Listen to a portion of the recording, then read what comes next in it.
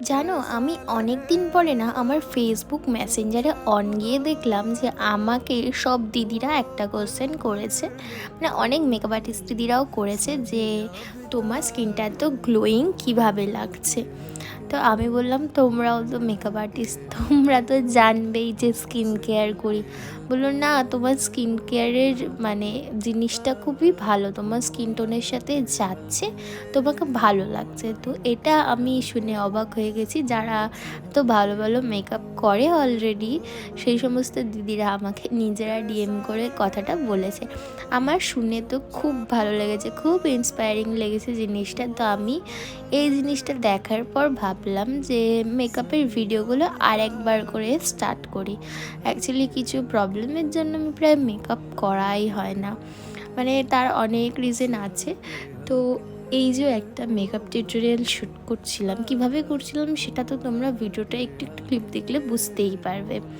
আর এই যে দিদিগুলোর যে মানে ডিএম, আমি অনেক দিন পর লিটারালি মেসেঞ্জারে অন গেছিলাম, 3-3.5 মাস পর। তো গিয়ে এরকম কিছু পজিটিভ মানে ডিএমস পাবো আমি কখনোই ভাবিনি। কারণ লোকজন এত বাজে বাজে কমেন্ট করে, তার মাঝখানে যদি একটাও ভালো ডিএম থাকে না, সেটাই মানে অনেক বেশি ইন্সপায়ার করে, অনেক বেশি মোটিভেশন দেয়।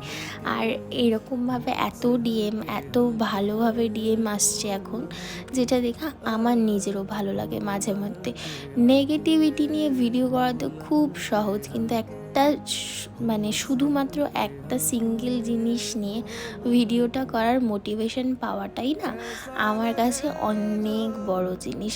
আমার তো খুব ভালো লাগে এই ডিএমগুলো পড়তে। তার সাথে ফুডের ওখান থেকেও অনেক ডিএম আসছে যে মেকআপ কীভাবে করি, কারণ মেকআপটা নাকি ক্যামেরায় খুব গ্লোয়িং লাগে। অ্যাকচুয়ালি আমি মেকআপ পার্সন তেমনভাবে না, নর্মাল কিছু বেসিক জিনিসই আমি মেকআপে ইউজ করি এভরিডে মেকআপ পারপাসে। আর যেগুলো স্কিন কেয়ারের জন্য ইউজ করি সেগুলো বলতে পারো অনেক কিছুই ইউজ করি। বেসিক্যালি আমি হোম রেমেডিতেই প্রেফার করি। আর কয়েকটা জিনিস আমি কিনেও মানে পারচেস করেও সেগুলো ইউজ করি। আর যেগুলো করি সেগুলো তোমরাও সবাই ঘরে যারা আমার মতো ল্যাথখোর আছো, কারণ ল্যাথখোর পার্সন যারা, তারা অল্প প্রোডাক্ট দিয়ে বেসিক্যালি মেকআপ করা পছন্দ করে। আর আমাকেও না এরকমভাবে জিজ্ঞাসা করছে তোমার যে মেকআপটা এত গ্লো করে, এত গ্লসি লাগে, এত ভালোভাবে স্টে করে, তুমি কি কি প্রোডাক্ট ইউজ করো। তো বেসিক্যালি আমি মেকআপের জন্য যখন আমি আউটডোর শ্যুট করি, মানে বাইরে যখন কোনো শ্যুট থাকে, তখন আমি একদম ন্যাচারালভাবে মেকআপটা রাখার চেষ্টা করি।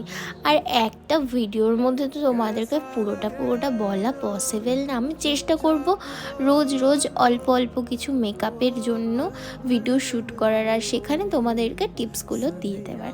ভিডিওটা কেমন লাগলো জানিও। টাটা।